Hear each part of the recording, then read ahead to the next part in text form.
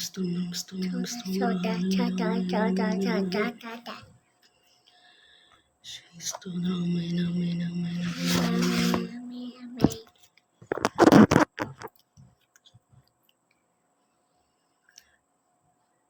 Lord. ദൈവത്തിന്റെ അതിപരിശുദ്ധമായ നാമം വാഴ്ത്തപ്പെടുമാറാകട്ടെ. ഈ നല്ല സമയം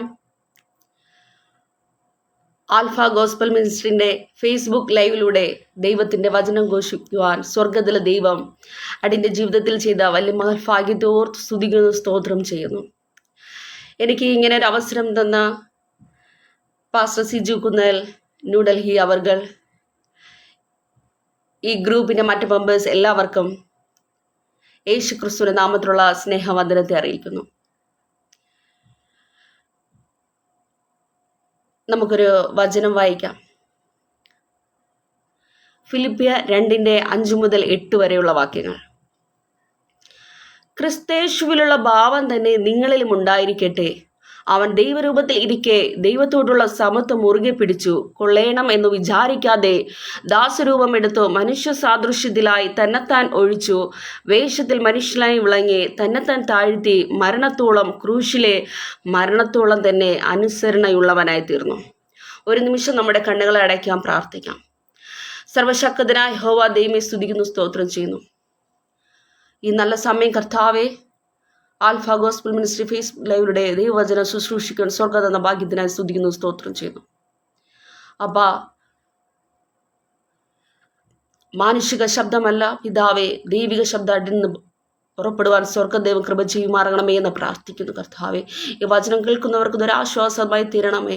ആരും മുതൽ അവസാനം അവർ ദൈവസ്ഥാനം കൂടെ ഇരിക്കുമാറണമേ എന്ന് പ്രാർത്ഥിക്കുന്നു. പ്രാർത്ഥന സ്വർഗകടനായി സ്തുതിക്കുന്നു, വിശ്വസിക്കുന്നു. യേശു ക്രിസ്തുവിന്റെ നാമത്തിൽ തന്നെ പിതാവേ, ആമേൻ, ആമേൻ, സ്തോത്രം.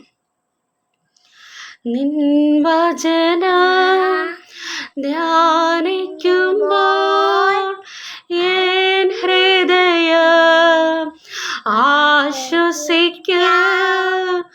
നിൻ വചനം ധ്യാനിക്കുമ്പോൾ എൻ ഹൃദയം ആശ്വസിക്കും. കൂരിരുളിൽ താഴ്വരയിൽ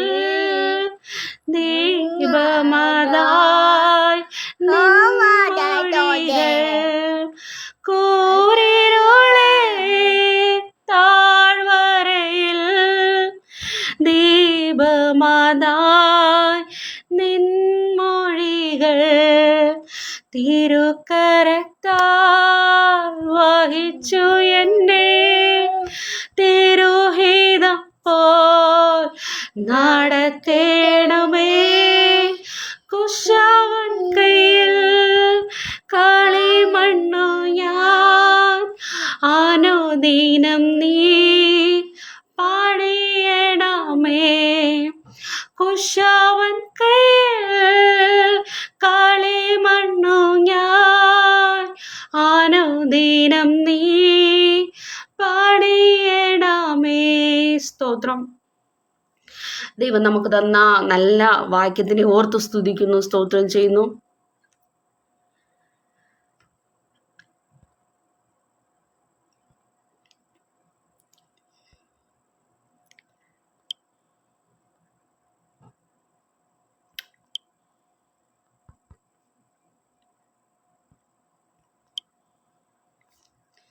ഓക്കെ, ദൈവം നമുക്ക് തന്ന നല്ല വചനത്തിനായി സ്തുതിക്കുന്നു, സ്തോത്രം ചെയ്യുന്നു. യേശു ക്രിസ്തുവിൻ്റെ മനുഷ്യത്വം, the humanity of Jesus Christ എന്ന വിഷയത്തെ ആസ്പദമാക്കിയാണ് ഞാനിവിടെ ഇന്ന് വചനം ധ്യാനിക്കുവാനായിട്ട് ആഗ്രഹിക്കുന്നത്. അതിനാൽ ആദരമുള്ള വാക്യം നമുക്ക് ഒരിക്കലൂടെ വായിക്കാം. ഫിലിപ്പിയർ 2:5-8 വരെ. ക്രിസ്തു യേശുവിലുള്ള ഭാവം തന്നെ നിങ്ങളിലും ഉണ്ടായിരിക്കട്ടെ. അവൻ ദൈവരൂപത്തിൽ ഇരിക്കെ ദൈവത്തോടുള്ള സമത്വം മുറുകി പിടിച്ചു കൊള്ളേണം എന്ന് വിചാരിക്കാതെ ദാസരൂപം എടുത്തു മനുഷ്യ സദൃശ്യത്തിനായി തന്നെത്താൻ ഒഴിച്ചു. വേഷത്തിൽ മനുഷ്യനായി വിളങ്ങി തന്നെത്താൻ താഴ്ത്തി മരണത്തോളം, ക്രൂശിലെ മരണത്തോളം തന്നെ അനുസരണയുള്ളവനായി തീർന്നു. നമുക്കറിയാം, യേശുക്രിസ്തു മനുഷ്യ അവതാരം, ഹല്ലേലൂയ, മനുഷ്യ രൂപത്തിലാണ് യേശുക്രിസ്തു ഈ ലോകത്തിലേക്ക് വരുന്നത്. യേശുക്രിസ്തുള്ള ഭാവം തന്നെ നിങ്ങളിൽ, അതുകൊണ്ട് തന്നെ മനുഷ്യ രൂപത്തിൽ യേശുക്രിസ്തു ഈ ലോകത്തിൽ വന്നത് കൊണ്ട് തന്നെ യേശുക്രിസ്തുവിൻ്റെ ഭാവം തന്നെ ആയിരിക്കണം നമ്മളിൽ ഉണ്ടായിരിക്കട്ടെ എന്നാണ് വചനം പറയുന്നത്. യേശുക്രിസ്തുള്ള ഭാവം തന്നെ നിങ്ങളിലും ഉണ്ടായിരിക്കട്ടെ. അവൻ ദൈവരൂപത്തിൽ ഇരിക്കെ ദൈവത്തോടുള്ള സമത്വം മുറുകെ പിടിച്ച് കൊള്ളേണം എന്ന് വിചാരിക്കാതെ ദാസരൂപം എടുത്തു. അവൻ ക്രിസ്തു ദൈവരൂപത്തിലാണ് ഇരിക്കുന്നത്. അതുകൊണ്ട് തന്നെ ദൈവത്തോടുള്ള സമത്വം മുറുകെ പിടിക്കാതെ ഹല്ലേലൂയ ദാസരൂപം എടുക്കുവാനായിട്ട് ഇടയെത്തിയിരുന്നു. അതുകൊണ്ട് തന്നെ മനുഷ്യ സാദൃശ്യത്തിലായി യേശുക്രിസ്തു ഈ ലോകത്തിലേക്ക് വരുവാനായിട്ട് ഇടയെത്തിയിരുന്നു. താൻ എന്ത് ചെയ്തു? വേഷത്തിൽ മനുഷ്യനായി വിളങ്ങി. ഹല്ലേലൂയ, ദൈവത്തിന് പ്രത്യേകതയാണ് ദൈവവചനം പറയുന്നത്. വേഷത്തിൽ മനുഷ്യനായി വിളങ്ങി തന്നെത്താൻ താഴ്ത്തി മരണത്തോളം, ക്രൂശിലെ മരണത്തോളം തന്നെ ഉള്ളവനായി തീർന്നു. നമുക്കറിയാം, മനുഷ്യ രൂപത്തിലാണ് യേശു ക്രിസ്തു ഈ ഭൂമിയിലേക്ക് വന്നത്. കന്യകായ മറിയത്തിലൂടെ ഈ ഭൂമിയിലേക്ക് യേശു ക്രിസ്തു വന്നതായിട്ട് നമുക്ക് കാണുവാനായിട്ട് കഴിയും. താൻ പിതാവ് തൻ്റെ മകനായ പുത്രനെ, ഹല്ലേലൂയ, യേശു ക്രിസ്തുവിനെ ഈ ഭൂമിയിലേക്ക് അയക്കുകയാണ്. നമ്മുടെ പാപത്തിൻ്റെ പരിഹാരത്തിന് വേണ്ടി, നമ്മുടെ രക്ഷയ്ക്ക് വേണ്ടി യേശു ക്രിസ്തുവിനെ ഭൂമിയിലേക്ക് അയക്കുകയാണ്. പിതാവിൻ്റെ ഇഷ്ടം ചെയ്യുവാൻ നല്ലൊരു അനുസരണയുള്ള ഒരു പുത്രനായിരുന്നു യേശു ക്രിസ്തു എന്ന് പറയുന്നത്. തൻ്റെ ഹിതം നിറവേറുന്നതിന് വേണ്ടി താൻ എന്ത് ചെയ്തു? മനുഷ്യപുത്രനായി തീരുവാനായിട്ട് ഇടയെത്തീർന്നു. കന്യകയ മറിയയിലൂടെ എന്ത് ചെയ്തു? യേശു ക്രിസ്തു ഭൂമിയിലേക്ക് വന്നത് മാത്രമല്ല, എങ്ങനെയാണ്? മനുഷ്യ സാദൃശ്യത്തിലായി തന്നെ ഒഴിച്ചു. വേഷത്തിൽ യേശു ക്രിസ്തു മനുഷ്യ സാദൃശ്യത്തിൽ തന്നെത്താൻ ഒഴിച്ചു. വേഷത്തിൽ മനുഷ്യനായി വിളങ്ങി നമുക്ക് കാണുവാൻ കഴിയും. അതുപോലെ തന്നെ തന്നെത്താൻ താഴ്ത്തി, താഴ്മ തൻ്റെ ജീവിതത്തിൽ ഉള്ളതായിട്ട് കാണുവാനായിട്ട് കഴിയും. അതുപോലെ മരണത്തോളം, ക്രൂശിലെ മരണത്തോളം തന്നെ തൻ്റെ ജീവിതത്തിലെ ജനനം, അതുപോലെ സ്നാനം, തൻ്റെ ജീവിത ശുശ്രൂഷകൾ, തൻ്റെ വളർച്ചകളെല്ലാം നമുക്ക് കാണുവാനും കഴിയും. ആ സമയത്തെല്ലാം തന്നെ തൻ്റെ മരണത്തോളം, തൻ്റെ ക്രൂശ് മരണത്തോളം എന്ത് ചെയ്തു? തൻ്റെ ജീവിതത്തിൽ ആ താഴ്മ തൻ്റെ ജീവിതത്തിൽ നമുക്ക് കാണുവാനായിട്ട് കഴിയും. അതുപോലെ തന്നെ അനുസരണയുള്ളവൻ, തൻ്റെ പിതാവിൻ്റെ ഹിതം നിറവേറുന്നതിന് വേണ്ടി താൻ എന്ത് ചെയ്തു? ദൈവരൂപത്തിൽ നിൽക്കുവാനല്ല ആഗ്രഹിച്ചത്, മനുഷ്യ രൂപത്തിലായി. നമ്മളെപ്പോലെ, നാം എങ്ങനെയാണോ മനുഷ്യനായിരിക്കും, നമ്മളെപ്പോലെ ഹല്ലേലൂയ യേശു ക്രിസ്തു ഭൂമിയിലേക്ക് ഇറങ്ങി വന്ന് ഹല്ലേലൂയ താഴ്മയോടെ അനുസരണയുള്ളവനായി തീരുന്നതെല്ലാം നമുക്ക് കാണുവാനായിട്ട് കഴിയും. അതുകൊണ്ട് തന്നെ യേശു ക്രിസ്തുവിൻ്റെ മനുഷ്യത്വം നമുക്കറിയാമല്ലേ, മനുഷ്യനായിരിക്കുന്നത് കൊണ്ട് തന്നെ മനുഷ്യത്വം നമ്മുടെ ജീവിതത്തിലൊക്കെ ഉണ്ടായിരിക്കണം. ഒരു സഹാനുഭൂതി, ഒരു മനുഷ്യനോട് കാണുമ്പോൾ നമുക്കൊരു സഹാനുഭൂതിയും ഒരു ഹെൽപ്പിംഗ് മെൻറ്റാലിറ്റിയും നമ്മുടെ ജീവിതത്തിൽ ഉണ്ടായിരിക്കണം. അതുതന്നെയാണ് യേശു ക്രിസ്തു നമ്മളോട് ആഗ്രഹിക്കുന്നത്. എല്ലാം ഒരു മനുഷ്യന് ഒരു ദുഃഖത്തിലായിരിക്കുമ്പോൾ, പ്രയാസത്തിലായിരിക്കുമ്പോൾ എന്തെങ്കിലും ഹെൽപ്പ് നമുക്ക് ചെയ്യുവാനായിട്ട് കഴിയണം. അതാണ് യേശു ക്രിസ്തുവിൻ്റെ ദ ഹ്യൂമാനിറ്റി ഓഫ് ജീസസ് ക്രൈസ്റ്റിലൂടെ നമ്മെ ടീച്ച് ചെയ്യുന്നത്. ഒരു മനുഷ്യനെ കാണുമ്പോൾ ഒരു മനുഷ്യത്വം, ഒരു തകർച്ചയിലായിരിക്കുന്ന, ഒരു കരയുന്ന ഒരു വ്യക്തിയെ കാണുമ്പോൾ, ഒരു തകർന്ന് തരിപ്പണമണി നിൽക്കുന്ന ഒരു വ്യക്തിയെ കാണുമ്പോൾ, ദുഃഖത്തിലായിരിക്കുന്ന ഒരു വ്യക്തിയെ കാണുമ്പോൾ നമുക്കൊരു സഹാനുഭൂതി അല്ലെങ്കിൽ ഒരു മനുഷ്യത്വം നമ്മുടെ ജീവിതത്തിൽ ഉണ്ടായിരിക്കണം. അതാണ് ക്രിസ്തു നമ്മെ ആ മനുഷ്യാവതാരം എടുത്ത് ഈ ഭൂമിയിലേക്ക് യേശു ക്രിസ്തു വന്നത് തന്നെ നമുക്ക് ഇങ്ങനെയുള്ള കുറച്ച് കാര്യങ്ങളെല്ലാം ടീച്ച് ചെയ്യുന്നതിനും പഠിപ്പിക്കുന്നതിനും ഒക്കെയാണ്. അതിൽ യേശുക്രിസ്തുവിൻ്റെ മനുഷ്യാവതാരത്തിൻ്റെ ഉദ്ദേശം എന്താണ്? എന്തുകൊണ്ടാണ് യേശുക്രിസ്തു ഇങ്ങനൊരു മനുഷ്യാവതാരം എടുത്തത്? മനുഷ്യനായിട്ട് എന്തുകൊണ്ടാണ് യേശുക്രിസ്തു ഭൂമിയിലേക്ക് വന്നത് എന്ന് നമുക്ക് കാണുവാനായിട്ട് കഴിയും. ഫസ്റ്റ് പോയിന്റ് ഇങ്ങനെ പറയുന്നു: ദൈവിക വാഗ്ദത്ത നിവർത്തിക്കായി. അപ്പോൾ ദൈവത്തിൻ്റെ വാഗ്ദത്ത നിവർത്തിക്കായി നമുക്കറിയാം, ഉൽപ്പത്തി പുസ്തകം 3:15 ദൈവിക വാഗ്ദത്തം അവിടെ നമുക്ക് കാണാൻ കഴിയും. ആ ദൈവിക വാഗ്ദത്തം നിറവേറ്റുന്നതിന് വേണ്ടി കാലസമ്പൂർണതയിൽ യേശുക്രിസ്തു എന്ത് ചെയ്തു? സ്ത്രീയുടെ സന്തതിയായിട്ട് ജനിച്ചത് നമുക്ക് കാണുവാൻ കഴിയും. അതുകൊണ്ട് തന്നെ ദൈവിക വാഗ്ദത്ത നിവർത്തിക്ക് വേണ്ടിയാണ് യേശുക്രിസ്തു ഈ ലോകത്തിലേക്ക് കടന്നു വരുന്നത്. പഴയ നിയമത്തിൽ യേശുക്രിസ്തുവിൻ്റെ മനുഷ്യത്വത്തെക്കുറിച്ചും എല്ലാം നമുക്കിവിടെ കാണുവാനായിട്ട് കഴിയും. അതുപോലെ തന്നെ അനേകം വാഗ്ദത്തങ്ങളും എല്ലാം നമുക്ക് കാണുവാനായിട്ട് കഴിയും. പ്രവാചകന്മാരിലൂടെ എല്ലാം പ്രവചനങ്ങളും വാഗ്ദത്തങ്ങളും എല്ലാം നമുക്ക് കാണുവാനായിട്ട് കഴിയും. യെശയ്യാ 9:6 ഇങ്ങനെ ഒരു പ്രവചനം കാണുവാനായിട്ട് കഴിയും: നമുക്കൊരു പുത്രൻ നൽകപ്പെട്ടു, കന്യക ഗർഭിണിയായ ഒരു മകനെ പ്രസവിക്കും എന്ന വാഗ്ദത്തങ്ങളെല്ലാം നമുക്ക് കാണുവാനായിട്ട് കഴിയും. അപ്പോൾ ഇതൊക്കെ ദൈവിക വാഗ്ദത്ത നിവർത്തിക്ക് വേണ്ടിയാണ് യേശു ക്രിസ്തു എന്ത് ചെയ്തത്? ഈ ലോകത്തിലേക്ക് വരുന്നത്. ഈ ലോകത്തിലേക്ക് മാത്രമല്ല, യേശുക്രിസ്തുവിൻ്റെ മനുഷ്യാവതാരത്തിൻ്റെ ഉദ്ദേശം എന്ന് പറയുന്നത് എന്തിനു വേണ്ടിയായിരുന്നു? ദൈവിക വാഗ്ദത്ത നിറവേറ്റുന്നതിന് വേണ്ടി, അല്ലെങ്കിൽ നിവർത്തിക്കുന്നതിന് വേണ്ടിയാണ് യേശുക്രിസ്തു ലോകത്തിലേക്ക് വരുന്നത്. നമുക്കറിയാം, നമ്മുടെ നൂറ്റാണ്ടുകളായ പ്രവാചകന്മാരും എല്ലാം വാഗ്ദത്തങ്ങളും പ്രവചനങ്ങളെല്ലാം യേശുക്രിസ്തു പറഞ്ഞിട്ടുണ്ടായിരുന്നു. പക്ഷെ അത് കാലസമ്പൂർണതയിൽ എത്തിയപ്പോൾ ആ വാഗ്ദത്തം എന്ത് ചെയ്തു? നിറവേറുവാനായിട്ട് ഇടയായിത്തീർന്നു. അതുപോലെ യേശുക്രിസ്തുവിൻ്റെ മനുഷ്യനായി ഈ ഭൂമിയിൽ വന്നതിൻ്റെ മറ്റൊരു ഉദ്ദേശം എന്തായിരുന്നു? പാപ പരിഹാരത്തിനായി. നമുക്കറിയാം, ഞാൻ ആദ്യം പറഞ്ഞതുപോലെ കന്യകയ മറിയയിലൂടെ യേശുക്രിസ്തു മനുഷ്യനായി ഈ ഭൂമിയിൽ വന്നപ്പോൾ ജനിച്ചു, വളർന്നു. തൻ്റെ മിനിസ്ട്രികളെല്ലാം, ശുശ്രൂഷ കാലഘട്ടങ്ങളിലെല്ലാം ദൈവസാന്നിധ്യം കൂടെ ഉണ്ടായിരുന്നു. അത് കഴിഞ്ഞ് നമുക്ക് കാണാൻ കഴിയും തൻ്റെ ക്രൂശ് മരണം. നമ്മുടെ എല്ലാവരുടെയും പാപത്തിൻ്റെ പരിഹാരത്തിന് വേണ്ടിയായിരുന്നു യേശുക്രിസ്തു ക്രൂശിതനായത്. ഒരു തെറ്റും ചെയ്യാത്ത, ഒരു പാപവും ഇല്ലാത്ത യേശുക്രിസ്തുവിനായിരുന്നു ക്രൂശിച്ചത്. ആ ക്രൂശിൽ യാഗമായി തീർന്നത് എന്നെ നിന്റെ പാപങ്ങളുടെ പരിഹാരത്തിന് വേണ്ടിയായിരുന്നു യേശുക്രിസ്തു ക്രൂശിതനായത്. അങ്ങനെയാണെങ്കിൽ യേശുക്രിസ്തു മനുഷ്യാവതാരം എടുത്തു വന്നതിൻ്റെ മറ്റൊരു ലക്ഷ്യം എന്ന് പറയുന്നത് പാപപരിഹാരത്തിന് വേണ്ടിയാണ്. ക്രിസ്തു പാപപരിഹാരത്തിനായി സ്വയം യാഗമായി തീർന്നതായിട്ട് നമുക്ക് കാണുവാൻ കഴിയും. നമുക്കറിയാം, സ്വയമാണ് കർത്താവ് എന്ത് ചെയ്തത്? യാഗമായി തീർന്നത്. മനുഷ്യന്റെ പാപത്തിനായി മരിക്കേണ്ടതിന്, അവിടെ നിന്ന് ഒരു മനുഷ്യനായി പിറക്കേണ്ടതിന് ആവശ്യമായിരുന്നു. അതുകൊണ്ട് തന്നെയാണ് കർത്താവ് എന്ത് ചെയ്തത്? പാപപരിഹാരമായി തീർന്നത്. നമ്മുടെ എല്ലാവരുടെയും കുറവുകൾക്ക് വേണ്ടി, പാപങ്ങൾക്ക് വേണ്ടി. നമുക്കറിയാം, നാം എല്ലാവരും, ഞാനും നിങ്ങളും ഭാവികൾ തന്നെയാണ്. നമ്മുടെ മാതാപിതാക്കളായ ആദമും ഹവ്വയും പാപം ചെയ്തു. പിന്നെ തുടർന്ന് വന്ന് നാം എല്ലാവരും എന്താണ്? പാപികൾ തന്നെയാണ്. നീതിമാന്മാർ ഒരുത്തൻ പോലുമില്ല എന്ന് ദൈവവചനം പറയുന്നു. അങ്ങനെയാണെങ്കിൽ നമ്മുടെ പാപങ്ങളെല്ലാം തൻ്റെ ചുമലിൽ ഏറ്റുകൊണ്ട് താൻ ഒരിക്കലായി ആ ക്രൂശിൽ മരിക്കുവാനായിട്ട് ഇടയായിത്തീർന്നു.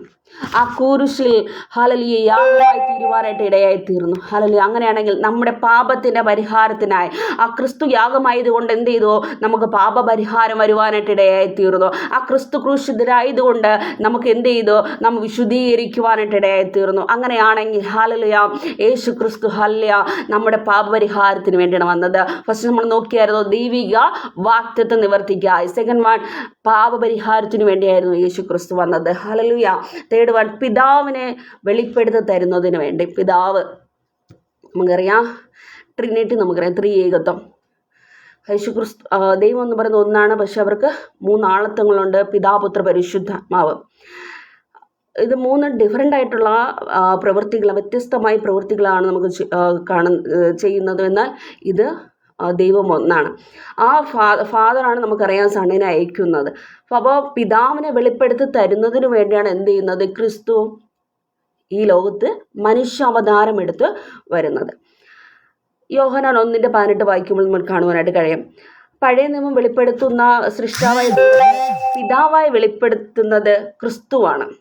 അപ്പോൾ പിതാവായി വെളിപ്പെടുത്തുന്നത് ക്രിസ്തുവാണെന്ന് നമുക്ക് കാണുവാൻ കഴിയും. അതുകൊണ്ട് തന്നെ ദൈവത്തെ മാനുഷിക കണ്ണുകളാൽ നമുക്ക് എന്ത് ചെയ്യാൻ പറ്റത്തില്ല, ദർശിക്കാത്ത വിധത്തിൽ വെളിപ്പെടുത്തേണ്ടതിന് യേശു ക്രിസ്തു എന്ത് ചെയ്തു? മനുഷ്യനായി തന്നെ ഈ ഭൂമിയിലേക്ക് വന്നതായിട്ട് നമുക്ക് കാണാൻ കഴിയും. മനുഷ്യനായിട്ട് തന്നെ അവതരിച്ചതായിട്ടൊക്കെ നമുക്കിവിടെ കാണാൻ കഴിയും. അതുകൊണ്ട് തന്നെ പിതാവിനെ വെളിപ്പെടുത്തി തരുന്നതിന് വേണ്ടി യേശു ക്രിസ്തു മനുഷ്യാവതാരം എടുത്തതായി നമുക്ക് കാണാൻ കഴിയും. അപ്പോൾ ദൈവിക വാഗ്ദത്തത്തിന് വേണ്ടി, അതുപോലെ പാപപരിഹാരത്തിന് വേണ്ടി, പിതാവിനെ വെളിപ്പെടുത്തി തരുന്നതിന് വേണ്ടിയല്ല യേശു ക്രിസ്തു തൻ്റെ മനുഷ്യ അവതാരം എടുത്തതിൻ്റെ ഉദ്ദേശമായി നമുക്കിവിടെ കാണുവാനായിട്ട് കഴിയും. അതുപോലെ പിശാചിൻ്റെ പ്രവൃത്തികൾ അഴിക്കുന്നതിന് വേണ്ടി യേശു ക്രിസ്തു മനുഷ്യാവതാരത്തിൽ ഈ ഭൂമിയിലേക്ക് വന്നത് പിശാചിൻ്റെ പ്രവൃത്തികൾ അഴിക്കുന്നതിന് വേണ്ടി. നമുക്കറിയാം, ഇരുട്ടിൻ്റെ മണ്ഡലങ്ങൾ അഴിക്കുവാൻ ആർക്കേ കഴിയത്തുള്ളൂ? ദൈവത്തിനേ കഴിയത്തുള്ളൂ. ഹല്ലേലൂയ. സോ അതുകൊണ്ട് പറയുന്നു, he is the light of the world. അവൻ എന്താണ്? ഭൂമിയുടെ വെളിച്ചമാകുന്നു. ആ പ്രകാശം വന്നു കഴിഞ്ഞാൽ ഏത് പൈശാചിക മണ്ഡലമായിരുന്നാലും, ഏത് പൈശാചിക ഇരുട്ടിൻ്റെ മണ്ഡലമായിരുന്നാലും അത് അഴിക്കാൻ ഒരു ശക്തിക്ക് മാത്രമേ കഴിയത്തുള്ളൂ. അതെൻ്റെ ദൈവത്തിൻ്റെ ശക്തിക്ക് നാമത്തിന് മാത്രമേ പറ്റത്തുള്ളൂ. അങ്ങനെയാണെങ്കിൽ ഏത് പിശാചിൻ്റെ പ്രവൃത്തികൾ അഴിക്കുവാൻ ഹല്ലേലൂയ, ഏത് രോഗം മൈക്കൊള്ളട്ടെ അത് അഴിക്കുവാൻ ദൈവത്തിന് കഴിയും. ഹല്ലേലൂയ, ആ ദൈവത്തിൻ്റെ ഹല്ലേലൂയ പ്രകാശം കൊണ്ട് ഹല്ലേലൂയ, ആ ദൈവത്തിൻ്റെ കർത്താവേ ഹല്ലേലൂയ ശക്തി കൊണ്ട് അതിനെല്ലാം അഴിക്കുവാനായിട്ട് കഴിയും. ബന്ധനങ്ങളെ അഴിക്കുവാൻ, പിശാചിൻ്റെ പ്രവൃത്തികൾ അഴിക്കുന്നതിന് വേണ്ടിയാണ് ക്രിസ്തു എന്ത് ചെയ്തത്? മനുഷ്യാവതാരം എടുത്ത് ഈ ഭൂമിയിലേക്ക് വന്നത്. യേശു മനുഷ്യപുത്രനായി കടന്നു വന്ന് നമുക്ക് കാണാം. പിശാചിന്റെ പ്രവൃത്തികൾ അഴിക്കാൻ 1 യോഹന്നാൻ 3:8 വായിക്കുമ്പോൾ നമുക്ക് കാണാൻ കഴിയും.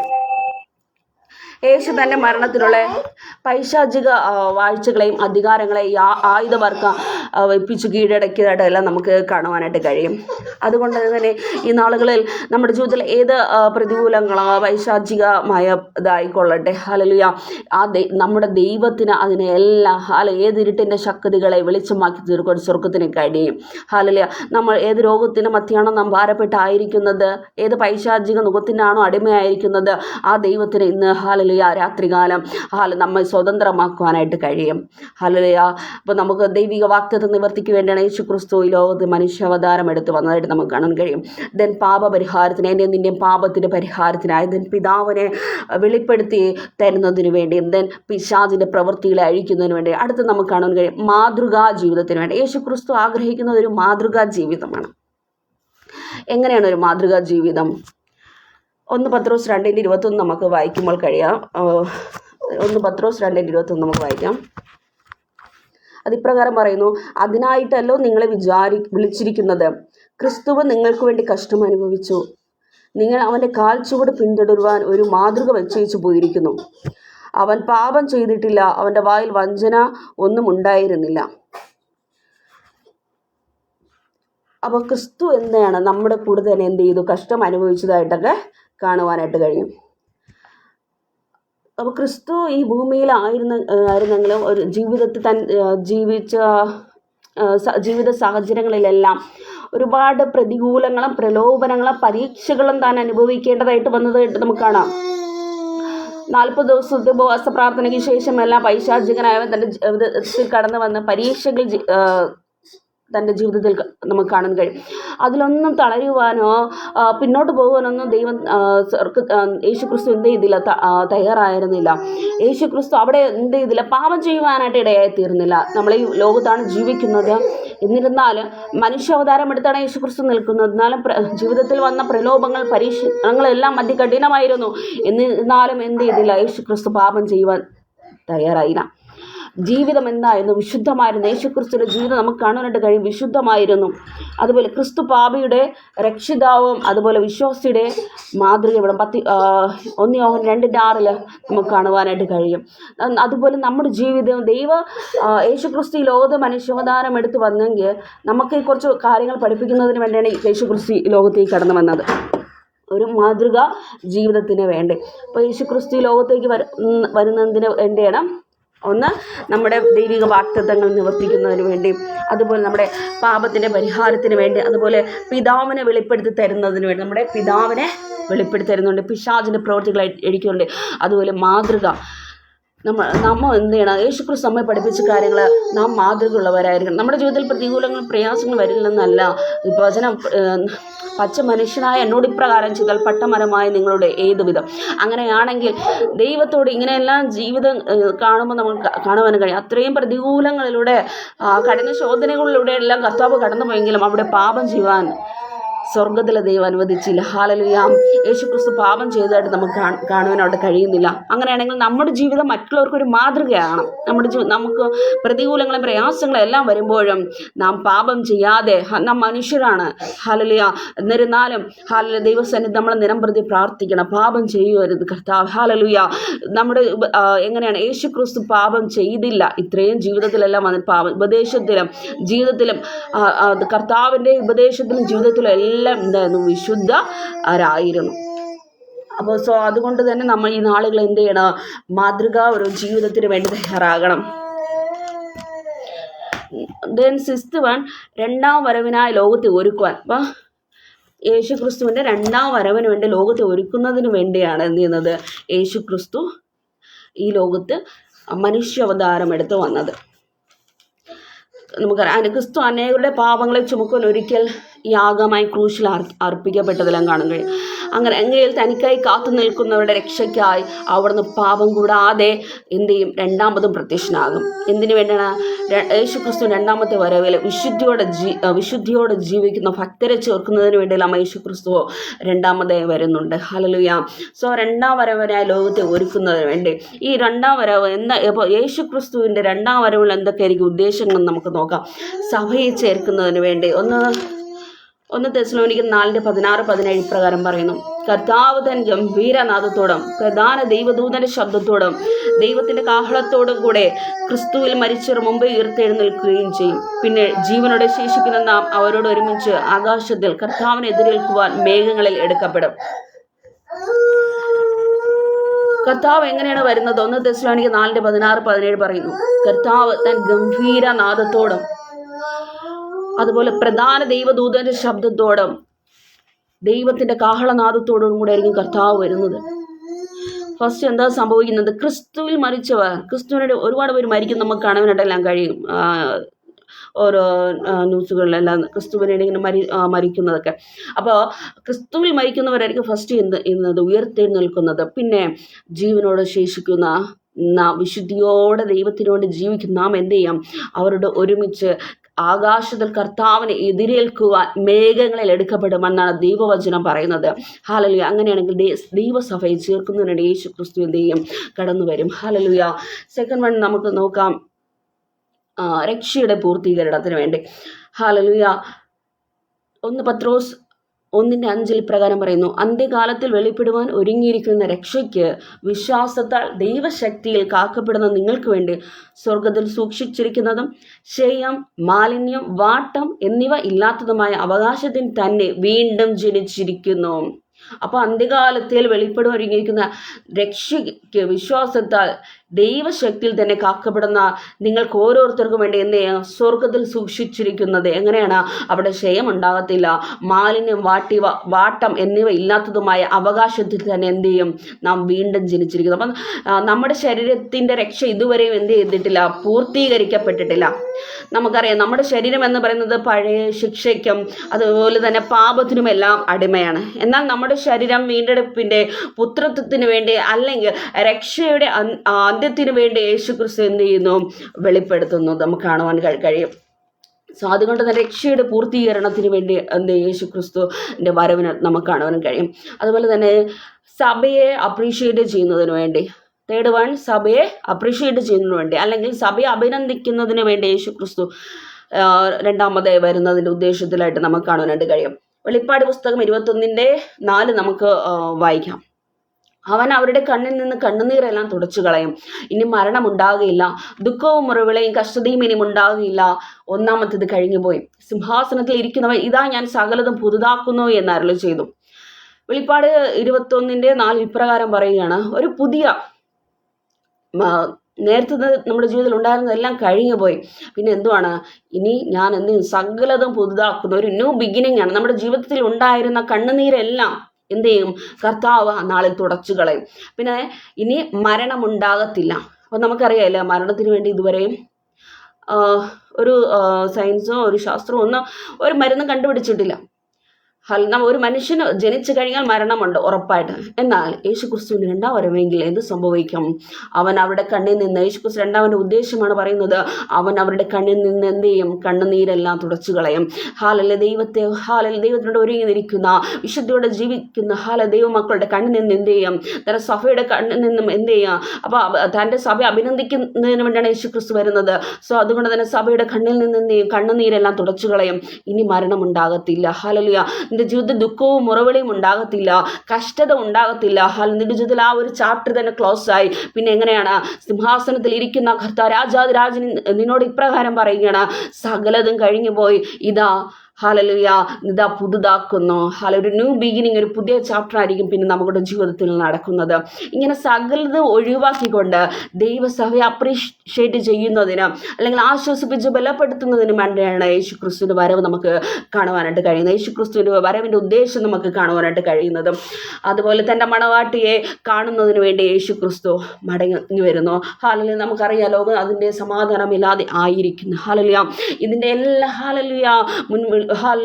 നമുക്കറിയാം ഇതിൻ്റെ എല്ലാം മുന്നൊരുക്കം എന്ന് പറയുന്നത് യേശു ക്രിസ്തുവിൻ്റെ വരവ് ഏറ്റവും ആസന്നമായിരിക്കുന്നു. അതുകൊണ്ട് ഈ നാളിൽ നമുക്ക് ഒരുങ്ങിയിരിക്കുക, ഒരുക്കത്തോടെ ആയിരിക്കാം. നമുക്കറിയാം നമ്മുടെ ജീവിതത്തിലെ എണ്ണ കുറഞ്ഞു പോകാതെ ഈ നാളുകളിൽ നമുക്കതിനു വേണ്ടി കാത്തിരിക്കാം. 10 കന്യകമാരെല്ലാം നമുക്ക് എടുത്ത് കഴിഞ്ഞാൽ അറിയാം. 5 പേർ എന്ത് ചെയ്തതിൻ്റെ എണ്ണ കാത്തു സൂക്ഷിക്കുന്ന അതിനുവേണ്ടി ഒരുങ്ങിയിരിക്കുന്നതിന് വേണ്ടിയുള്ള നമുക്കറിയാം സ്റ്റോറിയല്ല. എന്നാൽ 5 പേർ എന്ത് ചെയ്തു? ഉറങ്ങിപ്പോയതും കാണാനായിട്ട് കഴിയാം. എന്നാൽ നമ്മുടെ ജീവിതത്തിൽ ഈ നാളുകളിൽ ഒരു ഒരുക്കത്തോടെ നമ്മുടെ ജീവിതം ദൈവം തന്നിട്ടുള്ള എണ്ണ കളയാതെ ഈ നാളുകളിൽ നമുക്ക് ഒരുങ്ങിയിരിക്കുവാനായിട്ട് കഴിയും. ലോകം നടക്കുന്ന ഓരോ കാര്യങ്ങൾ ദൈവവചനത്തിൽ പറഞ്ഞിരിക്കുന്ന ഓരോ കാര്യങ്ങളും നടന്നുകൊണ്ടിരിക്കുകയാണ്. അങ്ങനെയാണെങ്കിൽ ദൈവത്തിൻ്റെ വരവ് ഈ നാളുകളിൽ നമുക്ക് ഒരുക്കത്തോടെ ആയിരിക്കാം. തൻ്റെ മണവാട്ടി കാണുന്നതിന് വേണ്ടി യേശു ക്രിസ്തു മടങ്ങി വരുന്നു. മണവാട്ടി സഭയ്ക്ക് അതിൻ്റെ റിവാർഡ് കൊടുക്കുന്നതിന് വേണ്ടി അല്ലെങ്കിൽ പ്രതിഫലം കൊടുക്കുന്നതിന് വേണ്ടി യേശു ക്രിസ്തു മടങ്ങി വരുന്നു. ഞാൻ ഒരു കാര്യം കൂടെ പറയട്ടെ, രക്ഷ സൗജന്യമാണ്. ഇന്നത്തെ കാലത്ത് നമുക്കറിയാം രക്ഷ എന്ന് പറയുന്നത് ഫ്രീ ആണ്. സൗജന്യമായിട്ട് എല്ലാവർക്കും അത് നൽകുകയാണ് രക്ഷ എന്ന് പറയുന്നത്. എത്ര പേർക്ക് അത് യൂസ് ചെയ്യാൻ പറ്റുമോ അത്ര പേർക്കല്ല യൂസ് ചെയ്യാം. വേണ്ടെന്ന് പറയുന്നവർക്ക് വേണ്ട, ഓക്കെ. എന്നാൽ ഞാൻ ഒരു കാര്യം പറയട്ടെ, രക്ഷ സൗജന്യം തന്നെയാണ്. നിന്റെ യാതൊരു പ്രവൃത്തി കൊണ്ടാം രക്ഷ കിട്ടത്തില്ല. പ്രതിഫലം ലഭിക്കുന്നത് വിശ്വാസത്തിനല്ല. പിന്നെ എന്തിനാണ് പ്രതിഫലം ലഭിക്കുന്നത്? പ്രതിഫലം ലഭിക്കുന്നത് നീ ചെയ്ത പ്രവർത്തികൾക്കാണ്. നാം ചെയ്ത പ്രവർത്തികൾക്കായിരിക്കും ദൈവസന്നിധിയിൽ നിന്ന് നിനക്ക് പ്രതിഫലം ലഭിക്കുന്നത്. ദൈവത്തിൽ നിന്നുള്ള ഒരു വാക്കുവിളി കേൾക്കുവാൻ നമുക്ക് ഈ നാളുകൾ കാതോർക്കാം. ആ ഒരു വിളിക്ക് വേണ്ടി നമുക്ക് ഈ നാളുകൾ ഒരുങ്ങാം. നല്ലവനും ഉത്തമനുമായ ദാസനെ ഈ നാളുകൾ നമുക്ക് വിശുദ്ധീകരണത്തോടെ ജീവിക്കാം. നമ്മൾ സ്നാനപ്പെട്ട് ദൈവസ്ഥാനം നിൽക്കുന്നു. എല്ലാം ശരിയാണ്. നമ്മൾ ഈ ലോകത്തിലാണ് ആയിരിക്കുന്നത്. നീതിമാന്മാർ ഒരുത്തൻ പോലുമില്ല. ഞാൻ നിങ്ങളോട് എനിക്കായാലും നിങ്ങളോട് ഞാൻ ദൈവത്തിന്റെ നാമത്തിൽ ഞാൻ പറയുകയാണ്. നമ്മുടെ ജീവിതത്തിൽ കുറവുകളുണ്ട്, പാപങ്ങളുണ്ട്. എന്നാൽ ഈ നാളിൽ വിശുദ്ധീകരണത്തിലൂടെ നമുക്ക് പ്രാർത്ഥിക്കാം. ദൈവമേ എന്നെ വിശുദ്ധീകരിക്കണമേ, വിശുദ്ധീകരിക്കണമേ എന്നുള്ളൊരു പ്രാർത്ഥന നമ്മുടെ ജീവിതത്തിൽ ഉണ്ടായിരിക്കണം. നമ്മുടെ എല്ലാവരുടെ പാപത്തിന്റെ പരിഹാരത്തിന് യേശു ക്രിസ്തു ക്രൂശിതനായി നമുക്ക് എന്ത് ചെയ്തു? പാപപരിഹാരം വന്നു. നമ്മുടെ ജീവിതത്തിൽ വിശുദ്ധീകരണം വന്നു. എന്നാൽ ഈ ലോകത്ത് നാം ജീവിക്കുമ്പോൾ നമ്മുടെ ജീവിതത്തിൽ പാപങ്ങളുണ്ട് പ്രിയരെ. ഈ നാളിൽ ദിനം പ്രതി നമ്മൾ കഴുകണം. ദിനം പ്രതി നാം പ്രാർത്ഥിക്കണം. അപ്പൻ്റെ രക്തം കൊണ്ട് എന്നെ കഴുകണം. ദിനം പ്രതി എന്നെ കഴുകി വിശുദ്ധീകരിക്കണമേ എന്ന് ഈ നാളുകളിൽ പ്രാർത്ഥിക്കണം. ലോകത്തിന്റെ ഒരു മോഹങ്ങൾക്ക് ഒന്നും നാം ആയിത്തീരുവാൻ സ്വർഗ അനുവദിക്കരുതെന്ന് പ്രാർത്ഥിക്കണം. ലോകത്തിന്റെ മ്ലേച്ഛകരമായ ഓരോ കാര്യം നമുക്ക് കാണുവാനായിട്ട് കഴിയും. അങ്ങനെയാണെങ്കിൽ പ്രിയരെ ഈ നാളുകൾ നിങ്ങൾക്ക് പ്രാർത്ഥിക്കാൻ കഴിയുമോ? ദൈവത്തിന്റെ ആ വിളിക്ക് വേണ്ടി നമുക്കൊന്ന് കാതോർക്കുമോ? ആ ഒരു വിളിക്ക് വേണ്ടി നമുക്ക് ഈ നാളുകൾ ഒരുങ്ങാമോ? നല്ലവനും ഉത്തമനുമായ ദാസനെ, നല്ലവനും ഉത്തമനുമായ ദാസനെ, നീ അല്പത്തിൽ വിശ്വാസത്തിൽ ആയിരുന്നാൽ ഞാൻ നിന്നെ അധികത്തിൽ വിചാരകനാക്കും എന്ന് കർത്താവ് പറയുന്നു. നീ അല്പത്തിൽ വിശ്വാസത്തിൽ ആയിരുന്നാൽ നിന്നെ ഞാൻ എന്ത് ചെയ്യും? അധികത്തിൽ വിചാരകനാക്കും. അങ്ങനെയാണെങ്കിൽ പ്രതിഫലം ലഭിക്കുന്നത് നാം ചെയ്ത പ്രവൃത്തികൾക്കാണ്.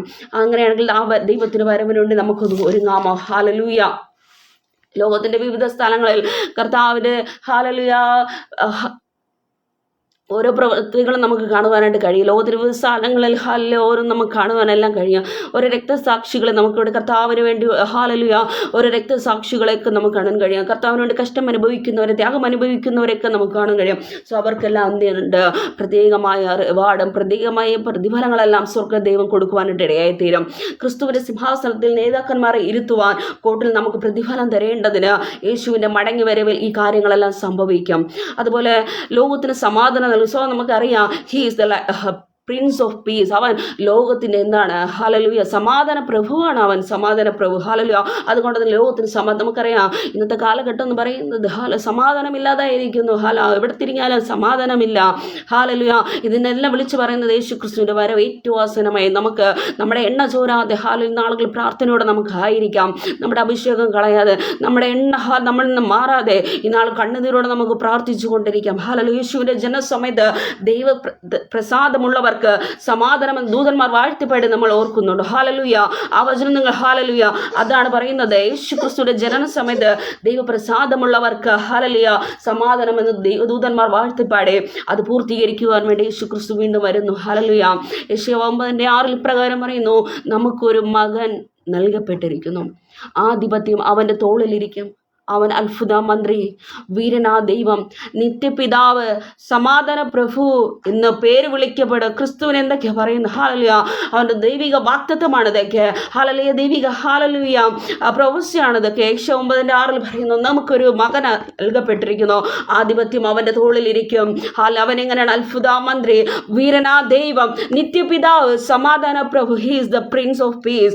യേശു ക്രിസ്തു സമാധാന പ്രഭുവാണ്. നമുക്ക് സമാധാനം നൽകുന്നതിന് വേണ്ടി യേശു ക്രിസ്തു പിന്നെ വരുന്നുണ്ട്. ഹല്ലേലൂയ. ലോകത്ത് സമാധാനം നൽകുന്നതിന് വേണ്ടി യേശു ക്രിസ്തു വരുന്നുണ്ട്. So he is the prince of peace. ലോകത്തിൽ സമാധാനത്തിന്റെ പേര് പലരും വന്നും നമുക്ക് സമാധാനം കിട്ടിയില്ല. നമ്മുടെ ജീവിതത്തിൽ ആരും നമുക്ക് സമാധാനം തന്നില്ല. എന്നാൽ സമാധാനത്തിന്റെ പുത്രനായ യേശു നമുക്ക് സമാധാനം തന്നു. ഹല്ലേലൂയ. നിന്റെ ജീവിതത്തിൽ സമാധാനം തന്നില്ലേ? ഹല്ലേലൂയ.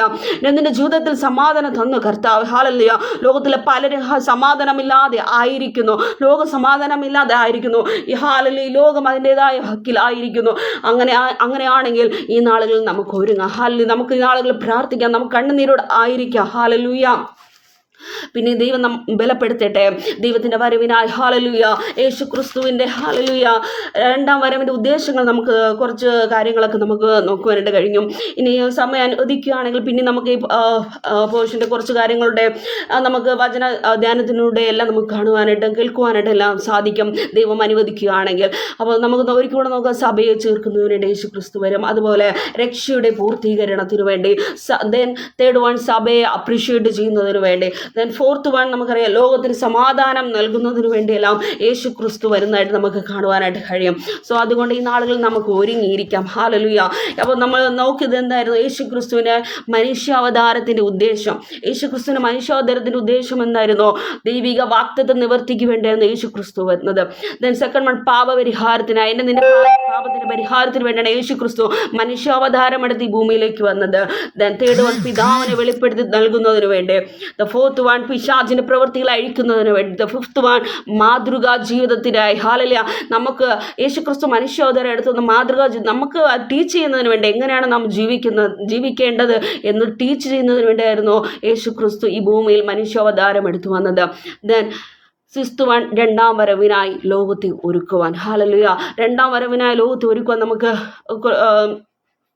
കുറച്ച് ഡീറ്റെയിൽ ആയിട്ട് നമുക്ക് നോക്കുവാനായിട്ടെല്ലാം സാധിച്ചു. ഹല്ലേലൂയ. പിന്നെയും ഈ നാളുകളിൽ നമുക്ക് ഒരുങ്ങാം ആ ദൈവത്തിൻ്റെ വരവിന് വേണ്ടി. ഹല്ലേലൂയ. ഞാൻ പറഞ്ഞതുപോലെ ഹാലിൽ നമുക്ക് നമ്മുടെ എണ്ണ ചോരാതെ നമുക്ക് ഈ നാളുകളിൽ ഹല്ലേലൂയ പ്രാർത്ഥനയോടെ ആയിരിക്കാം. സ്തുതിക്കുന്നു, സ്തോത്രം ചെയ്യുന്നു. നമുക്ക് ഈ നാളുകളിൽ പിന്നെയും ഒരിക്കൽ കൂടി ഹല്ലേലൂയ ആ ദൈവത്തിൻ്റെ വരവിന് വേണ്ടിയല്ല, നമ്മുടെ ദൈവം നമുക്ക് തന്നിരിക്കുന്ന പ്രത്യാശയ്ക്ക് ഒത്തവണ്ണം ഈ നാളുകളിൽ ഹല്ലേലൂയ 10 കന്യകമാർ നമ്മുടെ അറിയാമല്ലോ. ഹല്ലേലൂയ 5 പേർ എന്ത് ചെയ്തു? അവരുടെ എണ്ണ കാത്തു സൂക്ഷിച്ചു. അതുപോലെ നമുക്ക് ആ എണ്ണ കാത്തു സൂക്ഷിക്കാം. ഈ നാളുകളിൽ നമുക്ക് പ്രാർത്ഥനയോടെ ആയിരിക്കാം.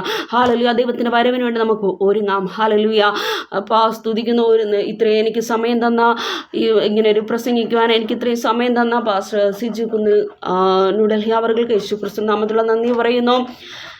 ഇത്രയും സമയം എന്നെ ശ്രമിച്ചുകൊണ്ടിരുന്ന ഈ മീറ്റിങ്ങിലെ എല്ലാ ഗ്രൂപ്പ് മെമ്പേഴ്സിനും യേശു ക്രിസ്തു നമ്മുടെ നന്ദി പറയുന്നു. ഒരു നിമിഷം ഞാൻ നിങ്ങൾക്ക് വേണ്ടി പ്രാർത്ഥിക്കുവാനായിട്ട് ആഗ്രഹിക്കുന്നു. നമ്മുടെ കണ്ണുകൾ അടയ്ക്കാം. സർവശക്തനായ ദൈവമേ സ്തുതിക്കുന്നു, സ്തോത്രം ചെയ്യുന്നു. അപ്പോൾ ഒരു യോഗ്യതമില്ല പിതാവേ അപ്പൻ്റെ പാദപ്രതിയിലായിരിക്കുവാൻ എങ്കിലും തന്ന ഭാഗ്യത്തോട് സ്തുതിക്കുന്നു, സ്തോത്രം ചെയ്യുന്നു. അപ്പോൾ ഹല്ലേലൂയ ആൽഫ ഗോസ്പൽ മിനിസ്ട്രിയിൽ ഇങ്ങനെ ഒരു മീറ്റിങ്ങിൽ വചനം ശുശ്രൂഷിക്കാൻ സ്വർഗ്ഗത്തിലെ ദൈവം കൃപ ചെയ്തല്ലോ. അപ്പോൾ വചനത്തിലൂടെ സ്വർഗ്ഗ ദൈവം ഞങ്ങളോട് സംസാരിച്ചല്ലോ പിതാവേ. എൻ്റെയും തന്നെ മക്കളുടെ ജീവിതത്തിൽ അനുഗ്രഹമായി തീർക്കണമേ എന്ന് പ്രാർത്ഥിക്കുന്നു. ഒരാശ്വാസമായി തീരുമാറണമേ എന്ന് പ്രാർത്ഥിക്കുന്നു കർത്താവേ. ഈ നാളുകൾ ഞങ്ങൾക്ക് ഒരുങ്ങുവാൻ സ്വർഗ്ഗം കൃപ ചെയ്യുമാറണമേ എന്ന് പ്രാർത്ഥിക്കുന്നു കർത്താവേ. ഹാലലുയ. അപ്പോൾ ഓരോ ഗ്രൂപ്പ് മെമ്പേഴ്സിനെ നിന്റെ ദാസനെ എല്ലാം ദൈവകരങ്ങളിൽ ഏൽപ്പിക്കുന്നു കർത്താവെ. ഹാലലുയ. കർത്താവെ, ഈ വചനം അവിടെ ഹൃദയത്തിൽ സംഗ്രഹിക്കണം കർത്താവെ. ഹാലലി വചനം അവിടെ ജീവിത ക്രിയ ചെയ്യുമാറണമേ, അനുഗ്രഹമായി തീരണമേ, അവിടെ ആവശ്യങ്ങൾ ദൈവസ്ഥാനത്ത് കൂടെയിരിക്കും മാറണമേ എന്ന് പ്രാർത്ഥിക്കുന്നു. ഹാലലി. പ്രാർത്ഥനയുടെ ആരംഭത്തിൽ അവസാനം ദൈവസ്ഥാനത്ത് കൂടുന്ന വലിയ കൃപയോർത്ത് സ്തുതിക്കുന്നു. പ്രാർത്ഥന സ്വർഗ്ഗടനെ സ്തുതിക്കുന്നു, വിശ്വസിക്കുന്നു യേശു ക്രിസ്തുവിന്റെ നാമത്തിൽ തന്നെ പിതാവേ. ആമേൻ ആമേൻ. സ്തോത്രം. ഒരിക്കൽ കൂടെ എല്ലാവർക്കും യേശു ക്രിസ്തു നാമത്തിൽ നന്ദി പറഞ്ഞുകൊണ്ട് ഇരിക്കുന്നു. Thank you. God bless you all.